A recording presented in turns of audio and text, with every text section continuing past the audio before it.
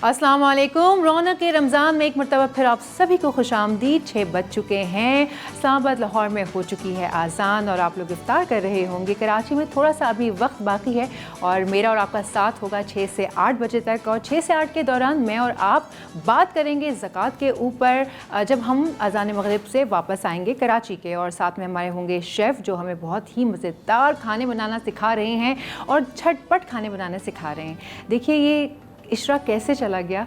आज समझें 8वां 9वां 10वां हफ्ते को 10 रोज़े पूरे हो जाएंगे और इतवार को जब हम आगाज़ करेंगे नए वीक का तो नया इशरा होगा। ये रहमतों बरकतों का इशरा जो है ये लगता है जैसे आँख झपकते ही जो है वो गुजर गया है।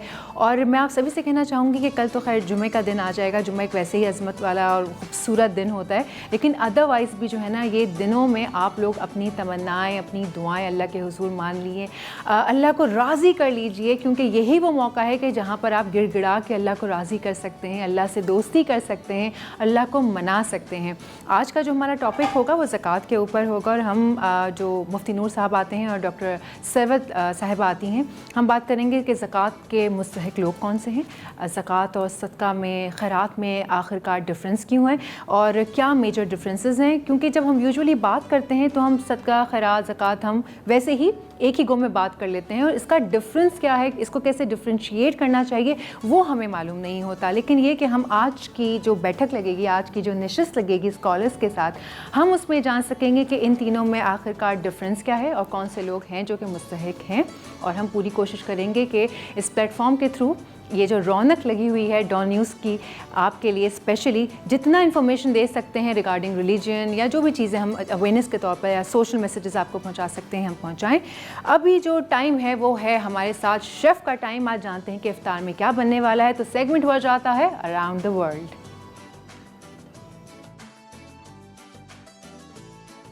सो अराउंड द वर्ल्ड में आज हमारे पास जो शेफ़ मौजूद हैं, ये ऑन एंड ऑफ आप देखते ही रहते हैं उनको और क्या ही खाने बनाते हैं, अल्लाह ताला ने क्या जायका दिया है। तो शेफ़ रिजवान बीच लग्जरी होटल से हमारे साथ। अस्सलाम वालेकुम। वालेकुम अस्सलाम। शेफ़ आज आपने मेरे साथ मैचिंग करके पहने हुए हैं।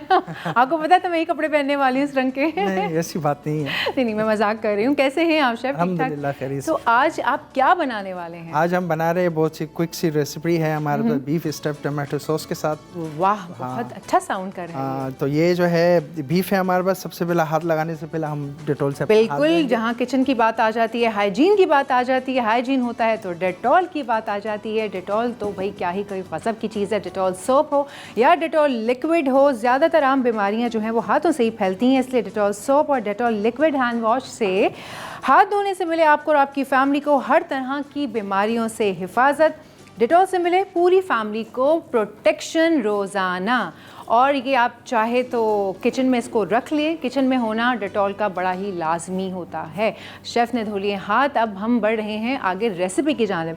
तो शेफ़ ये जो आप इसको कवर में रखे हुए हैं, मैं इसको लेके बड़ा वो हो रही हूँ क्यूरियस कि ये किस तरह से आपने इसको किया हुआ है। अच्छा, ये दिखाने का मेरा मकसद ये था क्योंकि हमारे पास है टाइम कम, क्योंकि इसका अगर टाइम हमारे पास होता तो मैं एक आपको करके भी दे देता। बिल्कुल। तो ये देखें हमने अंडर कट इस्तेमाल किया है और इसको मैंने पीटा है। पीटने के बाद बिल्कुल बारीक सा मैंने इसको हाँ जैसे पापड़ सा बना। ये स्क्रीन पे देख लेंगे रोटी के जैसे है लिटरली। ये ऐसे ही है ना? जी बिल्कुल। अब इसकी वजह से इस्तेमाल हम करेंगे, सबसे पहले हम इसमें मस्टर्ड पेस्ट डालेंगे 1 टीस्पून। अच्छा, हम इसको इसकी मैरिनेशन बना रहे हैं। ठीक है। तो ये हम इसमें एलपी सॉस जो मेन्यू कार्ड में भी है, जी जी, ये हमने 2 टेबल स्पून इसमें ऐड किया। ओके। और क्या क्या जाएगा इसमें? इसमें हम सॉल्ट और नमक का इस्तेमाल करेंगे। ये सॉल्ट का इस्तेमाल किया, सॉल्ट, और ये है ब्लैक पेपर। सॉल्ट डाला गया और साथ में चली गई ब्लैक पेपर। थोड़ा सा स्पाइसी होगा ये है? नहीं माइल्ड बनेगा। बिल्कुल। ओके। और हम ये मिक्स कर रहे हैं। अच्छा, फिर ये मैरिनेशन, ये जो सॉस सी बनाई, पेस्ट बनाई आप, ये पेस्ट बनाएंगे इसका। और फिर हम इसमें लहर देंगे इसको।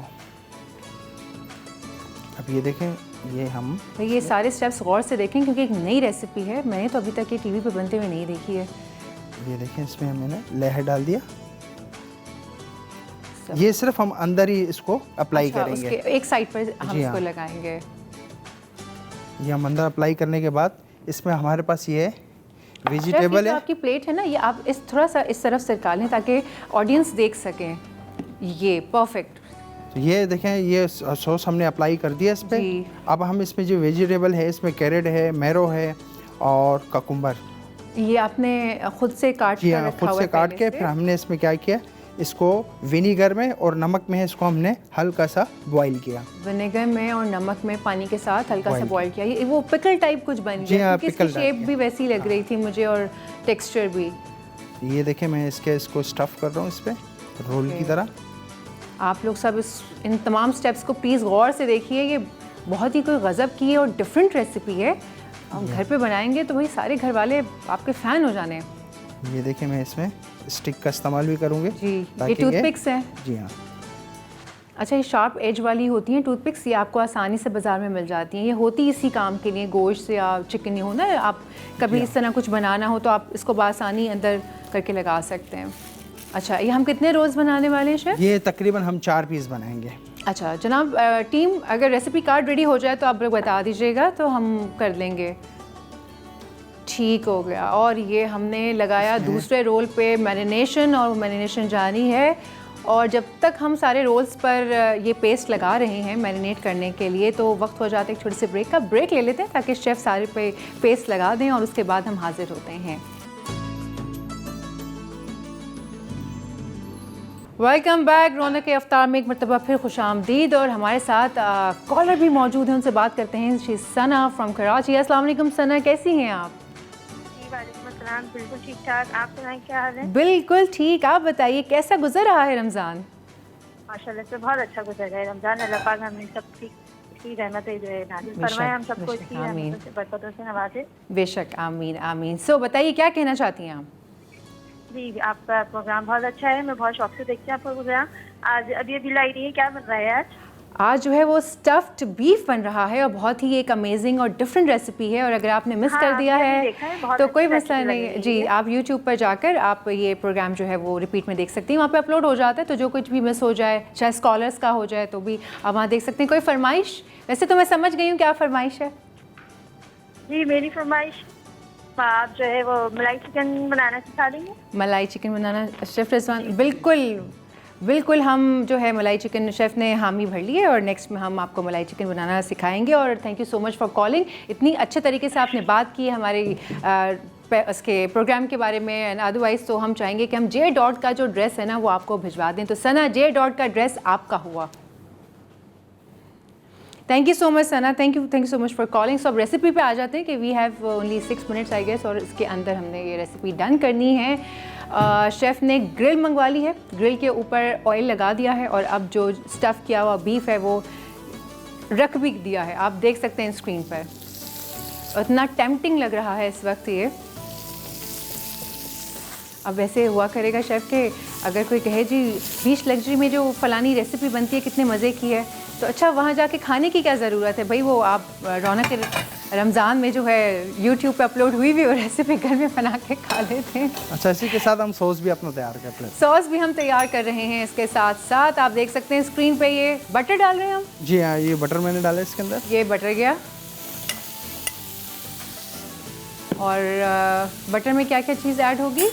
बटर में भी हम इसमें ये चॉप किया हुआ प्याज है हमारे पास, गार्लिक है, टमाटो पेस्ट, ब्लैक पेपर और नमक, ये हम डालेंगे। फिर उसके बाद हम जो है ना इसके अंदर डालेंगे ये नेशनल का टमाटो सॉस। नेशनल का टोमेटो सॉस इसके अंदर होगा शामिल। तो नेशनल की क्या ही बात है भाई, 100% फ्रेश टोमेटो से बना हुआ ये केचप और सारे सॉसेज हैं। आप देख सकते हैं इनकी मेयोनीज, उसका वेलवेटी जो टेक्सचर है उसका क्या ही बात है, लज्जत अलग, जायका अलग।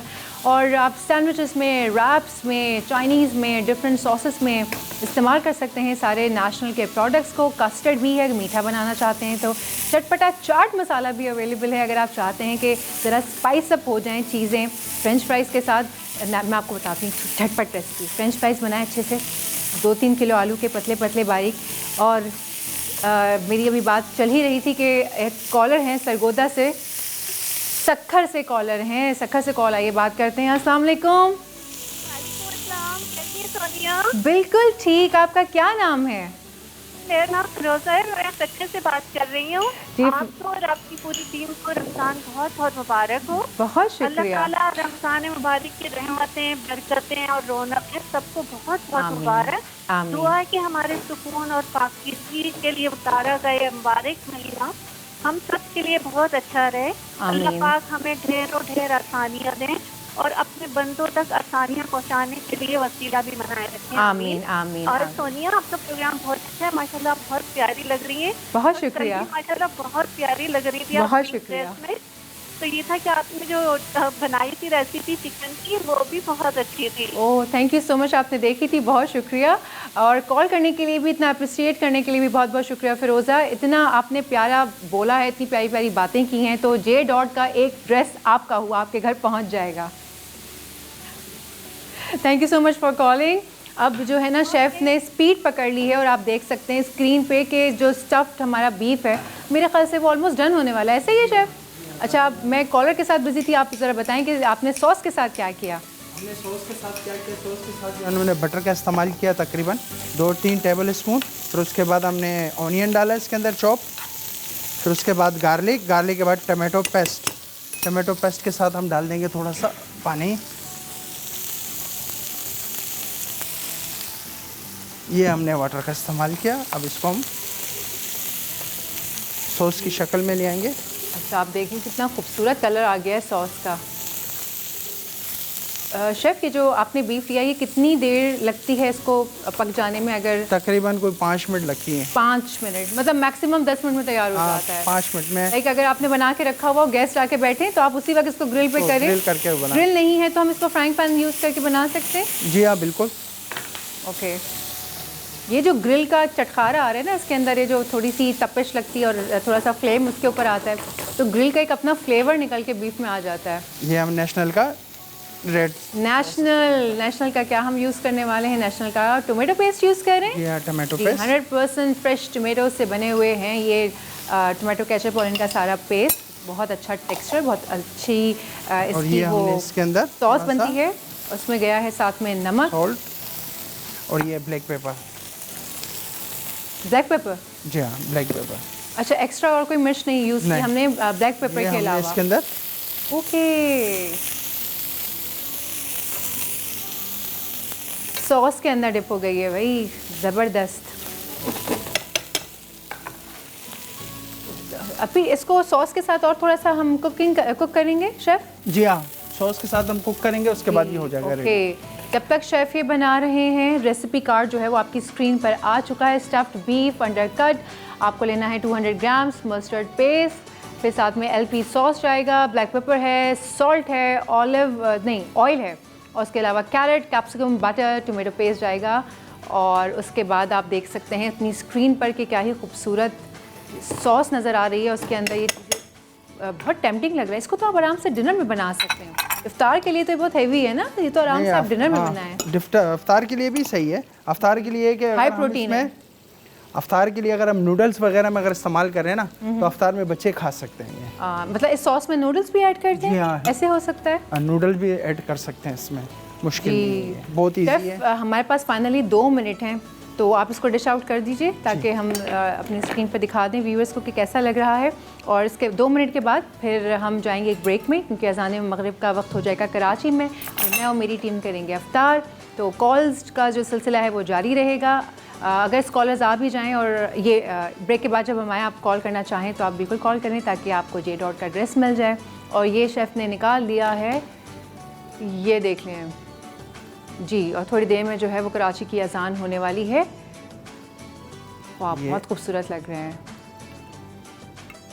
अच्छा, ये बिल्कुल वैसे ही राउंड रहे हैं, खुले भी नहीं हैं। और स्टफ का मतलब जो चीज़ हमने इसके अंदर ऐड किया था वो इसी के अंदर ही रहा है। उसी के, और वो आपने इसको टूथपिक से कॉम्पैक्ट कर दिया था ना, वो अच्छे से बंद हो गया था। वाह, आप अपनी स्क्रीन पे देख सकते हैं, बहुत ही खूबसूरत लग रहे हैं। खुशबू भी बहुत अच्छी आ रही है। साथ में नेशनल के सॉसेस यूज़ हुए हैं, तो ऑब्वियसली सॉस भी कमाल का बना होगा। इसको हम इफ्तारी में अभी ट्राई करेंगे, जब कराची की अज़ान होगी हम देखेंगे कि कैसे बने, और फिर वापस आके फ़ीडबैक में रोज़ाना देती हूँ कि कैसे कैसे खाने हम खा रहे हैं। ठीक हो गया, ये देखिए बस ये सॉस जो है उस पर जा चुका है और उसके बाद हम ले रहे हैं एक छोटी सी ब्रेक, छोटी सी नहीं थोड़ी सी तवील ब्रेक होगी क्योंकि मैं और मेरी टीम करेगी इफ्तारी। कराची की अजान होने को है थोड़ी देर में, फिर हम आपके पास वापस हाजिर होंगे और एक ड्रिंक जो है ना वो शेफ़ बनाएंगे और वो अभी सरप्राइज़ है। वापस आके देखेंगे शेफ़ क्या बनाने वाले हैं। तो लेते हैं एक छोटा सा ब्रेक, ब्रेक के बाद हाजिर होते हैं।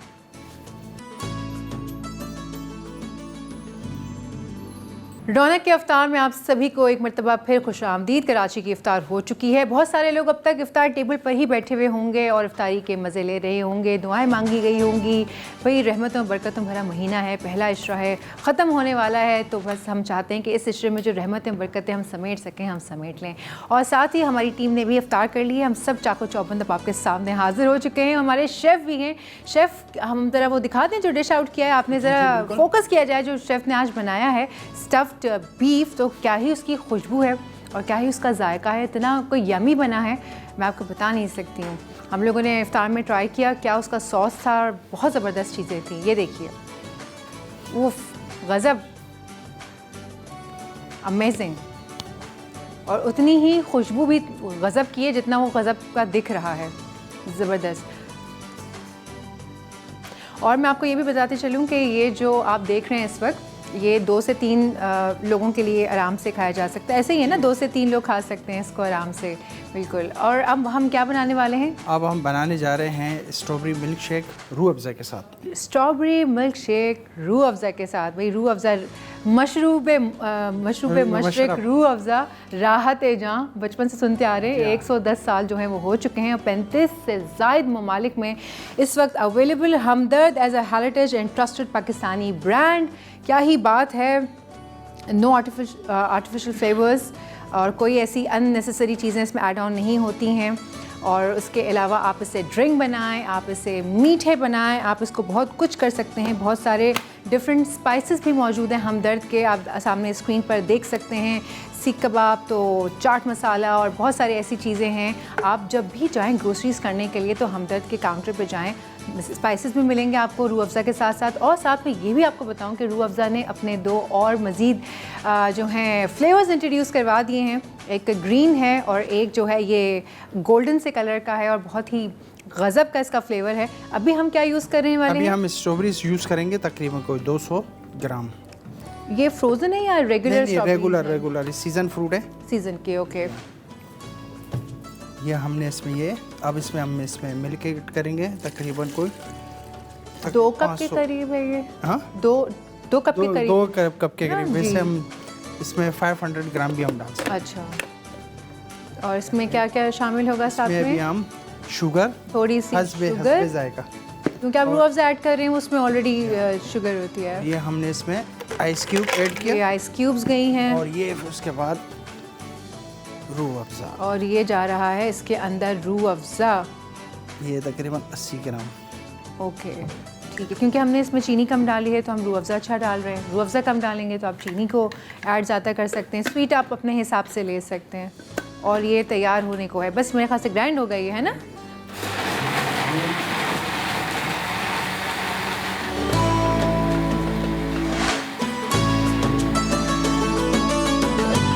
ये हो गया रेडी। कलर कितना खूबसूरत आ जाता है रूह अफ़ज़ा की वजह से। जी, इसमें एक साथ 2 मज़े, स्ट्रॉबेरी कलर भी यही है और रूह अफ़ज़ा कलर है, और रूह अफ़ज़ा कलर भी है। और ये आप देख सकते हैं। और कुछ लोग इसके अंदर क्रीम भी ऐड कर देते हैं ना, इसको ज़्यादा थिक करने के लिए। क्रीम ऐड करते हैं, आइसक्रीम ऐड करते हैं। अच्छा, क्रीम और आइसक्रीम के बाद तो ये फिर स्ट्रॉबेरी आइसक्रीम में जाती होगी। जी हाँ, तो ये आप रूह अफ़ज़ा आइसक्रीम भी बना के खा सकते हैं। देखिए, मैंने आपको खड़े खड़े जो है ना वो एक और रेसिपी बता दी है। थोड़ी सी इसके अंदर आइसक्रीम डालें, थोड़ा सा इसमें क्रीम डालें और इसको आप कर दें फ्रीज़र में। 2-3 घंटे के बाद रात को जो है वो निकालें, घर बैठे आप आइसक्रीम भी इंजॉय करें। और मुझे लगता है कि ऐसी चीज़ें होनी चाहिए घर में भी। आप इस तरह के कुछ शुगल मेले लगे रहने चाहिए ताकि आपके बजट पे भी, बजट फ्रेंडली भी है और साथ में ये कि घर में बनी हुई चीज़ हेल्दी होती है। ऑब्वियसली आपको पता होता है कि इसके अंदर क्या क्या चीज़ें जो है वो शामिल हैं। आप ये देखें, डिश आउट हो चुका है हमारा आज का स्टफ्ड बीफ और वो बहुत ही खूबसूरत लग रहा है। और साथ में जो है वो रूह अफ़ज़ा की ड्रिंक भी बहुत खूबसूरत लग रही है। शेफ़, ये जो रूह अफ़ज़ा वाली ड्रिंक आपने बनाई है और इसमें एक और भी आया है रूह अफ़ज़ा के साथ ग्रीन कलर का। जी हाँ। तो हम कुछ और भी कुछ रेसिपी ट्राई कर सकते हैं उस जी, ग्रीन बिल्कुल। कलर से, ना? ग्रीन हम कलर इसमें क्या कर सकते हैं हम? इसमें हम पानी यूज़ कर सकते हैं पानी के साथ। और शुगर का इस्तेमाल इसमें थोड़ा हम कम करेंगे क्योंकि वैसी शक्रीन होती है ये। ओके, ठीक है। जी। तो हम ये 3 चीज़ों से हम इसको कल इस्तेमाल करेंगे, फिर चलो, हम इंशाल्लाह इसकी इसको जो है हम ना कल- वो कल ड्रिंक बनाएंगे, ऐसे कर लेंगे। बहुत बहुत शुक्रिया शेफ़ तशरीफ़ लाने का, और बीच लग्जरी की ये जो सीक्रेट टेस्टी रेसिपीज़ हैं वो हमारे साथ शेयर करते हैं शेफ़ रिजवान। और कमाल के शेफ़ हैं माशाल्लाह, हाथ में जो है बहुत जायका है और खाने में बहुत ही अमेजिंग फूड, स्क्रम्पशियस फूड बनाते हैं। अब वक्त हो जाता है एक ब्रेक का। ब्रेक के बाद हमारे साथ मौजूद होंगे मुफ्ती नूर रहमानी साहब, और हमारा आज का टॉपिक होगा ज़कात के हवाले से। ज़कात के ऊपर डिटेल्स जानेंगे, ज़कात की ज़कात, सदका, खैरात, इन तीनों में डिफरेंस क्या है वो हम जानेंगे। लाइव कॉल्स का सिलसिला भी जारी रहेगा, तो आप कॉल करके भी अपना कोई सवाल कर सकते हैं। वक्त हो जाता है एक छोटे से ब्रेक का। ब्रेक लेते हैं, ब्रेक के बाद हाजिर होते हैं। रौनक रमज़ान में एक मरतबा फिर आप सभी को खुशामदीद। ब्रेक में जाने से पहले मैंने आप सबसे कहा था कि आज जब हमारे साथ स्कॉलर्स मौजूद होंगे तो हम बात करेंगे उनसे ज़कात के मामलात पे, सदका, खैरात, ज़कात, और इस हवाले से जानेंगे कि आखिरकार इन तीनों में मेजर डिफरेंस क्या है, और फिर उससे आगे बात लेके जाएंगे। तो हमारे साथ मौजूद हैं मुफ्ती नूर रहमानी साहब। अस्सलाम वालेकुम। वालेकुम अस्सलाम व रहमतुल्लाहि। मुफ्ती साहब कैसे हैं आप? ठीक ठाक हैं, खैरियत से हैं? अल्लाह का बड़ा। मुफ्ती साहब, यूजुअली जब हम लोग आपस में बात करते हैं तो हम तीनों लफ्ज़ों का इस्तेमाल करते हैं, सदका, खैरात, ज़कात, और हम इसका डिफरेंस नहीं जान पाते हैं। मैं चाहूँगी कि हम सबसे पहले ना यहीं से आगाज़ करें कि आया सदका, खैरात और ज़कात में, इन तीनों में डिफरेंस क्या है, और उसके बाद हम आगे चलेंगे। नहमदुहु व नसल्ली अला रसूलिल करीम, अम्मा बाद, फ़अऊज़ु बिल्लाहि मिनश शैतानिर रजीम, बिस्मिल्लाहिर रहमानिर रहीम, वक़ीमुस्सलाह व आतुज़ ज़कात, सदक़ल्लाहुल अज़ीम व सदक़ रसूलुहुन नबियुल करीम। तमाम तारीफ़ें अल्लाह सुब्हानहु व तआला के लिए, और दुरूद व सलाम अल्लाह के रसूल, हम सब के आका, हम सब के मौला हुज़ूर मोहम्मद मुस्तफ़ा सल्लल्लाहु अलैहि व आलिहि वसल्लम। बहुत अच्छा सवाल कि सदका, फ़ितरा और ज़कात में फ़र्क क्या है। जहन में रखिएगा नाज़रीन, एक है सदका वाजिबा और एक है सदका नाफिला। सदका वाजिबा में जो वाजिब ज़कात यानी कि सदका है, उसमें एक है ज़कात और दूसरा है फ़ितरा, ये जिसे लोग फ़ितराना कहते हैं। सदका वाजिबा में 2 चीज़ें, फ़ितरा और ज़कात। नाफिला में जो भी आप अल्लाह सुब्हानहु व तआला, सदका कहते हैं सौद दाल काफ सदका, यानी अल्लाह की राह में सच्चे दिल से देना। अब उसमें बहुत सारी चीज़ें, माल भी हो सकता है, आप किसी को कोई सवाल का जवाब देते हैं, इल्म की रोशनी में आप किसी को रास्ता बता देते हैं, आप कहीं रास्ते से पत्थर हटा देते हैं, आप किसी को रास्ते मंजिल तक पहुंचा देते हैं। तो सदक़े में हर वो चीज़ जो अल्लाह सुब्हानहु व तआला की राह के लिए आप ख़र्च करें। वक़ीमुस्सलाह व आतुज़ ज़कात, ज़कात के हवाले से जहन में रखिएगा, कुरान मजीद फ़ुरक़ान हमीद में जहाँ नमाज का जिक्र आया उसके साथ अल्लाह ने ज़कात का जिक्र किया, जैसे व अक़ीमुस्सलाह व आतुज़ ज़कात, नमाज कायम करो और ज़कात दो। जो शख्स ज़कात का इनकार करेगा वो कुरान मजीद फ़ुरक़ान हमीद की आयत का और अल्लाह के हुक्म का इनकार करेगा, तो वो दार इस्लाम से ख़ारिज हो जाएगा। ये बहुत बड़ी बात है। और जो शख्स ज़कात नहीं देता, जहन में रखिएगा, वो काफिर तो नहीं है, लेकिन ये है कि वो फाजिर व फासिक और गुनाहगार है। और हदीस रसूल सल्लल्लाहु अलैहि वसल्लम है, जो शख्स ज़कात नहीं देता, कल क़यामत के दिन अल्लाह सुब्हानहु व तआला, हदीस का मफ़हूम है कि वो उसका जो माल होगा उसको अल्लाह एक ऐसे ख़तरनाक सांप की सूरत में बना देगा जो उसके गिर्द लिपट जाएगा, और वो उससे बार बार कहेगा कि मैं तेरा वो माल हूँ जो तू अल्लाह की राह में ख़र्च नहीं करता था। फिर एक हदीस है, अल्लाह के नबी सल्लल्लाहु अलैहि वसल्लम फरमाया, अगर कोई शख्स ज़कात नहीं देता और वो माल उसमें मिला देता है, यानी कि जो माल है उसमें ज़कात को नहीं निकालता, तो अल्लाह ताला सारे माल को बर्बाद कर देता है। और जब आप सदका देते हैं, सदका और ज़कात निकालते हैं, ज़कात का माना है नशोनुमा, पाक करना, तत्हीर करना। तो जैसे ही आप अल्लाह सुब्हानहु व तआला की रज़ा के लिए आप ज़कात निकालते हैं, अल्लाह आपके माल को ना सिर्फ पाकीज़ा कर देता है बल्कि उसमें दवा अता फरमाता है। जी, और जैसे ज़कात, फिर हम इस बात का तयन कैसे करें कि ये हम दें किसको? आपने चलें ठीक है, हमने ज़कात निकाल दी जो भी हमारे माल में बनती है, तो अब ये देखना कि जिसको दे रहे हैं आया वो ऑथेंटिक है भी कि नहीं, इस बात का तयन कैसे किया जाएगा? बहुत अच्छा सवाल आपने किया। सबसे पहले तो आप ये जहन में रखें कि ज़कात हम किसको देंगे और किसको नहीं। ये आप जहन में रखिएगा नाज़रीन, 2 चीज़ें मैं आपको बताता हूँ, आप समझ सकते हैं ज़कात किसको दे सकते हैं और किसको नहीं। असल असल से मुराद होते हैं वालिद, वालदा, नाना, नानी, दादा, दादी, यानी जो आपसे ऊपर के लोग हैं वो हैं असल। दूसरा है नस्ल, यानी आप अपने बेटे को, बेटी को, पोते को, पोती को, नवासे को, नवासी को ज़कात नहीं दे सकते। नहीं दे सकते। इसी तरह शौहर बीवी को, बीवी शौहर को ज़कात नहीं दे सकते। ये आप जहन में रखिएगा। अब ज़कात सबसे पहले देने में किसको देखें हम, ज़कात किसको दें? बड़ा अच्छा वैलिड सवाल है। कुरान में अल्लाह फरमाते हैं व आतल माला अला हुब्बिही ज़विल क़ुरबा वल यतामा वल मसाकीन। सबसे पहले तो आप ये देखेंगे कि आपका अल्लाह ने आपको माल अता किया है, आपके सगे बहन भाई ज़रूरतमंद तो नहीं है, क्योंकि वो आपकी नस्ल नहीं है, वो आपके वालिद की नस्ल है। अगर सगे बहन भाई ज़कात के मुस्तहिक़ बनते हैं तो आप उन्हें बग़ैर बताए नियत, यानी कि देखिए जहन में रखिएगा, जैसे मिसाल के तौर पर एक ज़कात है, ये पैसा है, तो मैं किसी को दूंगा, नियत होगी मेरी और मैं उसको मालिक बनाऊँगा। ज़कात में मालिक बनाना शर्त है, बताना शर्त नहीं है। हमारे यहाँ लोग ये समझते हैं कि हम बता कर देंगे ज़कात, नहीं, आप नियत करेंगे और उसका पैसे का उसे मालिक बना देंगे, ज़कात अदा हो जाएगी। बहन भाई, उसके बाद फिर आप ददियाल के रिश्तेदारों को देखें, जैसे मिसाल के तौर पे चचा हैं, चची हैं, फुप्पा, फुप्पी। तो मुफ्ती साहब इसका मतलब ये हुआ कि ज़कात यानी जो भी चैरिटी है वो आपके अपने घर से ही शुरू हो गई। बिल्कुल, है ना। लोग समझते हैं कि हम मस्जिद में देंगे या हम फ़लानी की शादी करवा देंगे या मतलब दूर का सोचते हैं, अपने ख़ानदान से हट के सोचते हैं। तो जो आपने अभी एक्सप्लेनेशन दी है उसका मतलब तो ये हुआ कि बिल्कुल जो आपके करीबी रिश्ते हैं, जैसे आपने कहा कि आपके भाई हो गए, आपके बहन हो गए, तो सबसे पहले जो ज़कात है, जो चैरिटी है, वो आपके अपने घर से ही शुरू हो गई। जी बिल्कुल ऐसा ही है। जो हमारे करीब के लोग हैं, मैंने आपको पहले ही अर्ज़ किया कि अपनी औलाद और असल और नस्ल के अलावा जो आपके बहन भाई चचा, फिर इसी तरह ननियाल के रिश्तेदार, मामू खाला, आप ददियाल को देखें, ननियाल को देखें, उसके बाद आपके पड़ोसी, फिर अज़ीज़ व क़रीब, आप सबसे पहले इनको दें, क्योंकि आप इनको जानते हैं कि ये किस हालत में और किन हालात में रह रहे हैं। मैं आपको बताऊं, अगर ऐसा हो कि आप पूरी दुनिया में बाँटें और आपके सगे बहन भाई या आपके सगे रिश्तेदार मुस्तहिक़ हैं, तो मैं ये समझता हूँ कल क़यामत में अल्लाह आपकी ज़रूर पकड़ फरमाएगा कि तुम्हारे करीब के लोग परेशान थे, तुमने दूसरों को क्यों दिया। मतलब इस बात की पकड़ होगी जी, कि पकड़ अगर होगी। हमने इंटेंशनली उनको अवॉइड करके किसी और को दी तो इस बात की पकड़ होगी। जी, पकड़ होगी। बहुत ही आप समझे खौफनाक बात है। और हम तो अपनों को सबसे पहले इग्नोर करके और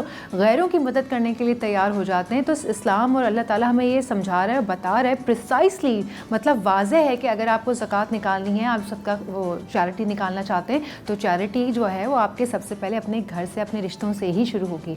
वक्त हो जाता है एक छोटे से ब्रेक का। ब्रेक लेते हैं, ब्रेक के बाद हाजिर होते हैं।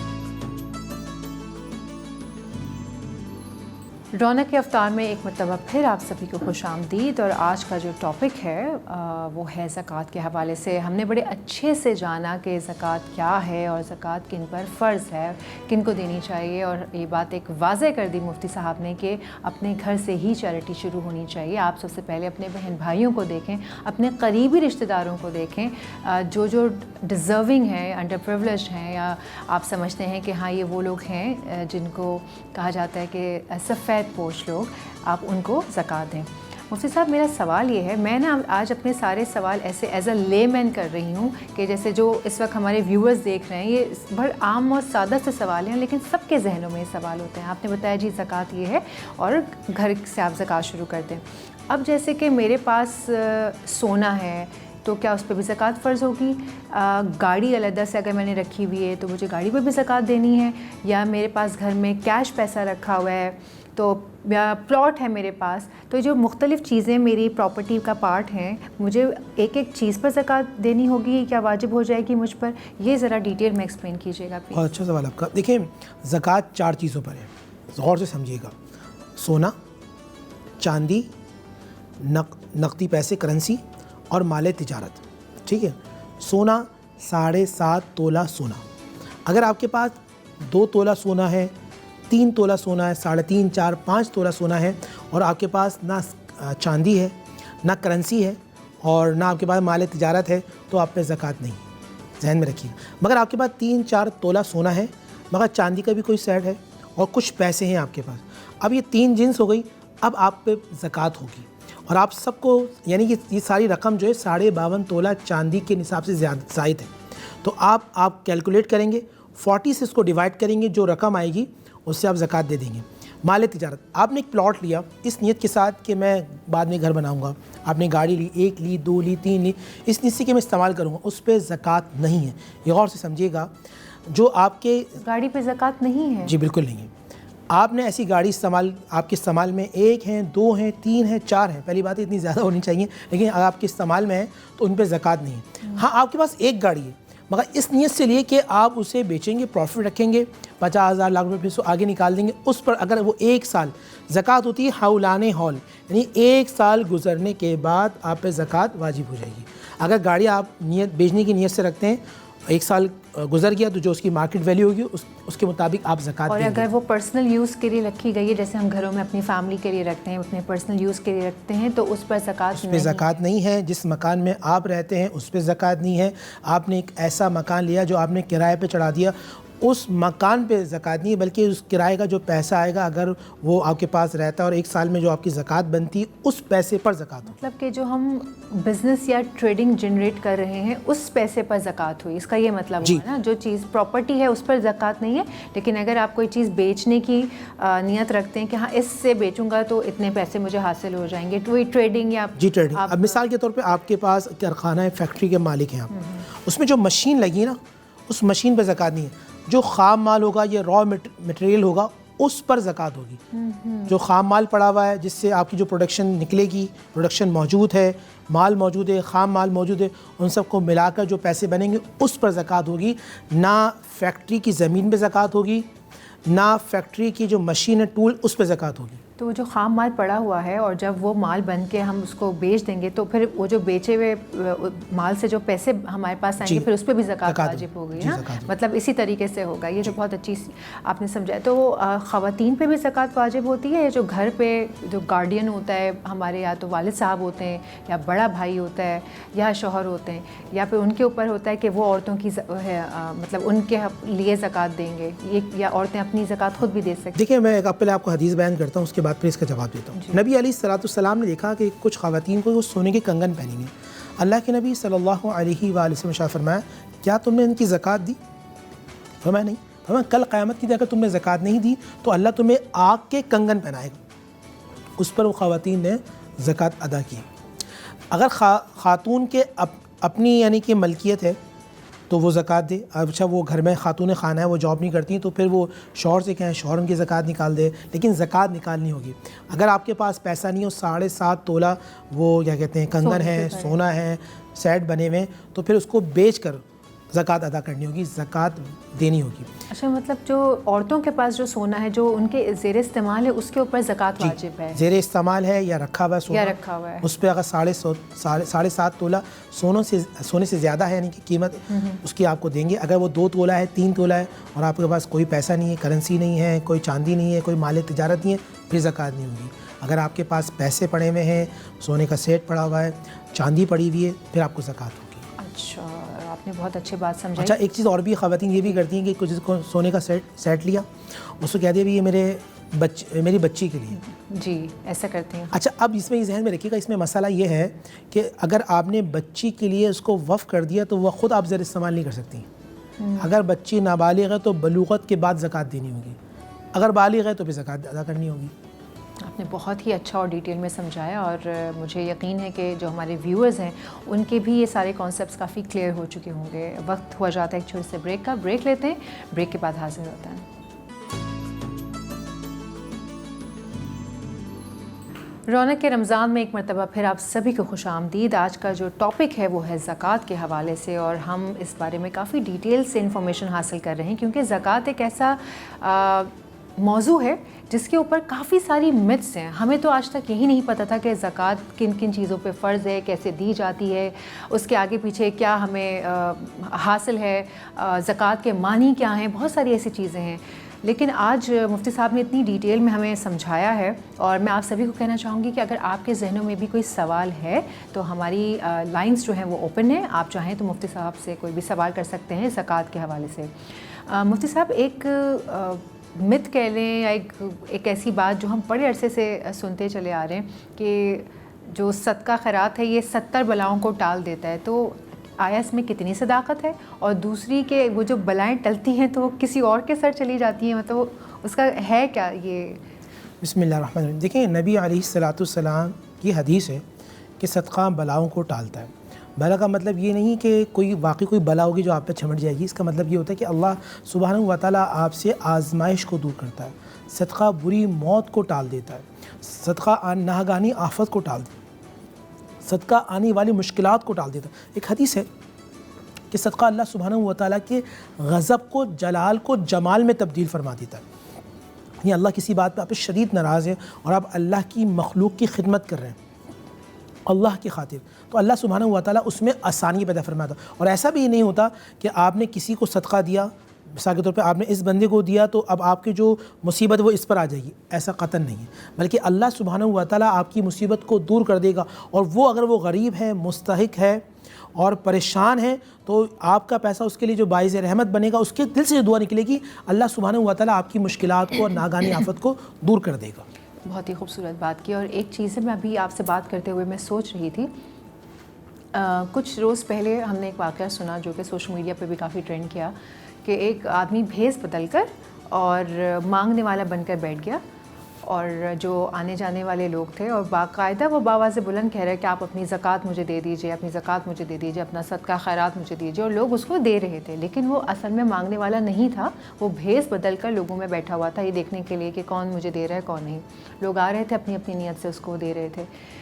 मुझे ये ख़्याल आया कि अब जो देने वाला है उसकी तो नीयत वही है कि मैं दे रहा हूँ अल्लाह की राह में, तो आया उसका देना एक ऐसा आदमी जो कि बहरूपिया है, जो ज़कात का या सदक़े का मुस्तहिक नहीं है, लेकिन हम उसको उस नीयत से दे रहे हैं कि हम अल्लाह को राज़ी करने के लिए ये सदका खैरात उसको दे रहे हैं। एक तो हो गई ये बात, ये देने वाले की नीयत।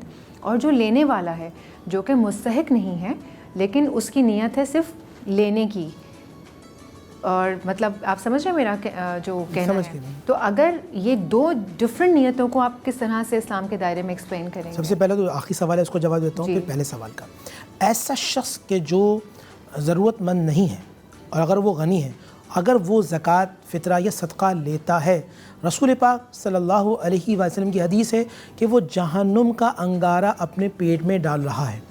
और अल्लाह के नबी सल्लल्लाहु अलैहि वसल्लम की हदीस का जो मफ़हूम मिलता है कि उन पर ऐसे अशख़ास पर लानत की गई है कि जो किसी का हक़ मारते हैं। अब जो ज़कात देने वाले, देखिए, जब आप पर ज़कात फ़र्ज़ हुई है, आप पर अल्लाह ने आप पर करम किया है, तो ज़कात का इल्म सीखना भी आप पर फ़र्ज़ है कि मैं ज़कात किसको दूँ।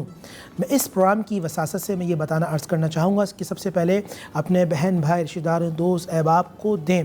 ऐसे आदमी को आपने दे के अगर ज़कात दे के जान छुड़ाई, जो पेशावर भिखारी हैं, मैंने अक्सर उलमा से ये कहते सुना है कि पेशावर भिखारियों को खैरात सदका देने वाला गुनहगार होता है, क्योंकि वो उनका पेशा है, वो लोगों का हक़ मार रहे हैं। ज़कात किस तरह दे, मैं आपको मिसाल तौर पर देता हूँ। बिलखुसूस वो मेरे भाई जो ताजिर बरादरी, बिज़नेसमैन जो ये प्रोग्राम देख रहे हैं, ख़ास तौर पर मैं उनसे अर्ज़ करूँगा कि अगर आपकी ज़कात 5 लाख बनती है, 10 लाख बनती है, तो आपके वर्कर्स में से जो आप समझते हैं कि बहुत काबिल है और बहुत मेहनत करने वाला है, तो उसको उन पैसों में कारोबार करवा दें। अगर हमारे जितने बड़े बड़े ताजिर हैं, अगर इस तरह की सोच रखेंगे, तो चंद सालों में ये मुआशरा ज़कात देने वाला होगा, लेने वाला नहीं होगा। तो आप किसी को काम करवा देते हैं, बिज़नेस करवा देते हैं, मिसाल के तौर पे किसी को गाड़ी ख़रीद के दे देते हैं, और बहुत सारे काम हैं। आप उस फील्ड में जाके उसको बिज़नेस करवाएं। जिसे हमारे बड़े कहते थे कि मछली दो नहीं बल्कि मछली पकड़ना सिखाओ, उनको शिकार करना सिखाओ ताकि वो इस काबिल हो जाएं। अब देखिए, ये ज़कात का फ़लसफ़ा क्यों था, ताकि जो पैसा है, ये पैसा सोसाइटी में सर्कुलेट करता रहे, चंद ख़ानदानों के हाथ में ना रहे। अगर चंद ख़ानदान के हाथ में रहेगा तो फिर वो अपनी हाकिमियत रखेंगे, दूसरों को गरीब बनाएंगे या गरीब तर बनाने की कोशिश करेंगे, अपना ग़ुलाम बनाएंगे। तो अल्लाह ने एक ऐसा निज़ाम रखा कि पैसा पूरी सोसाइटी में सर्कुलेट करता रहे। जब सर्कुलेट करता रहेगा तो फिर अमीर गरीब वाला मामला, रेशो जो है वो कम रहेगा। ये तो बहुत ही खूबसूरत बात है। तो मतलब देने वाले की जो नीयत है वो तो अल्लाह ताला ही जाने। लेकिन बहन, बेहतर, मैंने जिस तरह पहले भी अर्ज़ किया कि देने वाला ज़रूर देखे कि वो किसको दे रहा है।